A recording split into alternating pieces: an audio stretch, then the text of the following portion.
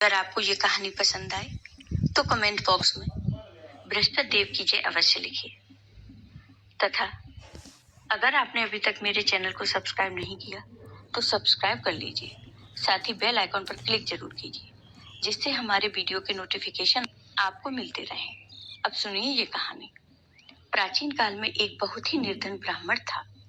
उसकी कोई संतान नहीं थी। वह नित्य पूजा पाठ करता। उसकी स्त्री न स्नान करती और न ही किसी देवता का पूजन करती। इस कारण ब्राह्मण देवता बहुत दुखी रहते थे। भगवान की कृपा से ब्राह्मण के यहाँ एक कन्या उत्पन्न हुई। कन्या बड़ी होने लगी। वह प्रातः स्नान करके भगवान विष्णु का जाप करती थी। बृहस्पतिवार का व्रत भी करने लगी। पूजा पाठ समाप्त कर वह पढ़ने भी जाती थी और वह पाठशाला जाते समय अपनी मुट्ठी में जौ भर के ले जाती और पाठशाला के मार्ग में डालती जाती। लौटते समय वही जौ स्वर्ण के हो जाते तो उनको बीनकर घर ले आती।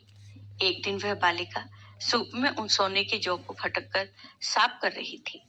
तभी उसकी माँ ने देख लिया और कहा, हे बेटी, सोने के जौ को फटकने के लिए सोने का सूप भी तो होना चाहिए।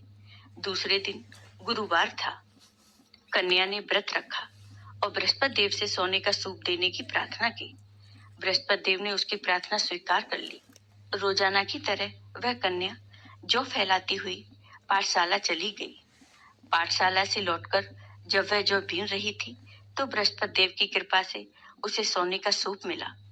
उसे वह घर ले आई और उससे जौ साफ करने लगी, परंतु उसकी माँ का वही ढंग रहा। एक दिन की बात है, कन्या सोने के सूप में जौ साफ कर रही थी। उसी समय उस नगर का राजकुमार वहां से निकला। कन्या के रूप और कार्य को देखकर वह उस पर मोहित हो गया। राजमहल आकर वह भोजन तथा जल त्याग कर उदास होकर लेट गया। राजा को जब राजकुमार द्वारा अन्न जल त्यागने का समाचार ज्ञात हुआ तो अपने मंत्रियों के साथ वह अपने पुत्र के पास गया और इसका कारण पूछा। तब राजकुमार ने राजा को उस लड़की के घर का पता भी बता दिया और उस लड़की के बारे में बताया। फिर राजा ने मंत्री को उस लड़की के घर पर भेजा। मंत्री उस लड़की के घर गया। मंत्री ने ब्राह्मण के समक्ष राजा की ओर से निवेदन किया। कुछ ही दिन बाद ब्राह्मण की कन्या का विवाह राजकुमार के साथ हो गया। कन्या के घर से जाते ही ब्राह्मण के घर में पहले की भांति गरीबी का निवास हो गया। एक दिन दुखी होकर ब्राह्मण अपनी पुत्री से मिलने गए। बेटी ने पिता की अवस्था को देखा और अपनी माँ का हाल पूछा तो ब्राह्मण ने सभी हाल कह सुनाया।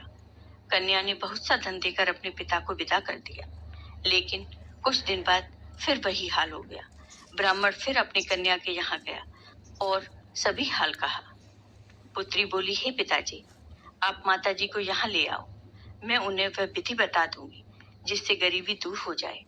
ब्राह्मण देवता अपनी स्त्री को साथ लेकर अपनी पुत्री के पास राजमहल में पहुंचे तो पुत्री अपनी माँ को समझाने लगी, हे माँ, तुम प्रातःकाल स्नान आदि करके भगवान विष्णु का पूजन करो तो सब दरिद्रता दूर हो जाएगी।